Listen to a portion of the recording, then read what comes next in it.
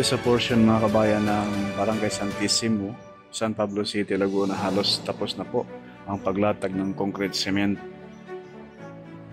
Papunta na po doon sa mismong Tiaong Interchange.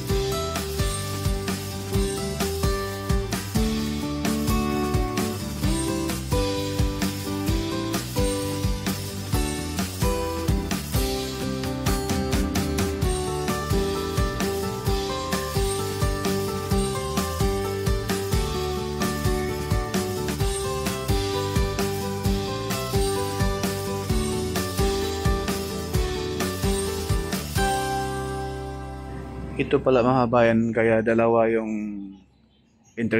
circle dito sa Tiaong Interchange. Ang purpose pala nito, para hindi na sila maglagay ng traffic light papasok dyan sa Tiaong Interchange mga kabayan. Ito pala yung purpose nito. Kaya shout out po kay Sir Gerald Johnson at sa ating mga viewers na taga rito sa San Pablo at Tiaong at Quezon Province, no?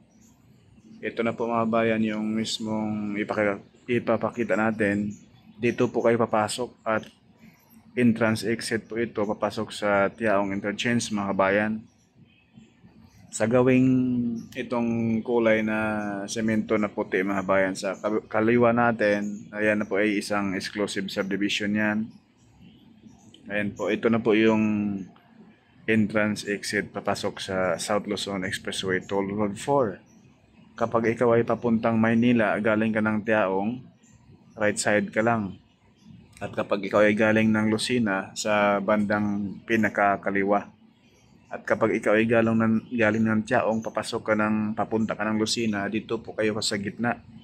Diyan po kayo susuong dadaan sa ilalim ng parang tunnel dyan.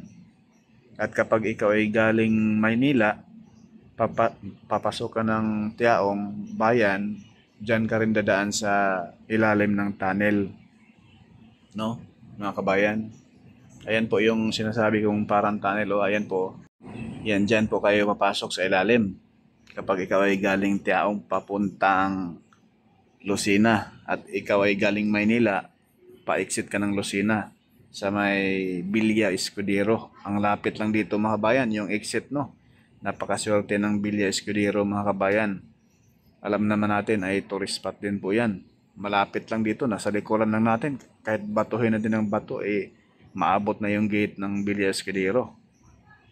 Yan po ay napakalaking advantage dyan sa Villa Escudero mga kabayan. Mas lalong dadayuhin yan ng maraming foreign tourist at local tourist mga kabayan. Ayan po yung mismong tulay sa ilalim. Diyan po kayo dadaan, ha. Ayan po yung exit, oh. Kitang-kita na po yan mga bayan. Hindi na po kayo malito once na ito ibubuksan ngayong taon. Sana po, no. Yan po sinabi ni Sir Ramon ang sana po kahit partial operation mo na, wala mo ng bayad. Yung package B sa may Macban. Ang package B mula Macban hanggang San Pablo to Tiaong package C. Yan lang po muna mga bayan yung ating latest update rito sa South Luzon Expressway Toll Road 4. Maraming salamat. God bless po sa ating lahat. At pakiusap po mga bayan, wag mo naman po tayo mag-skip sa ads. At sa iba po na hindi pa nakapag-subscribe, paki-subscribe na rin po. Napakalaking tulong na po yan sa ating YouTube channel, no? At abang-abangan po ninyo mga bayan, tayo po ay pupuntahan din po natin balang araw yung gagawing dam dyan sa Quezon. Abang-abangan nyo yan mga kabayan, pupuntahan natin yan dyan, no? Pag magkaano na tayo ng oras at makalikom tayo ng panggas sa ating motor. Please like, share, subscribe.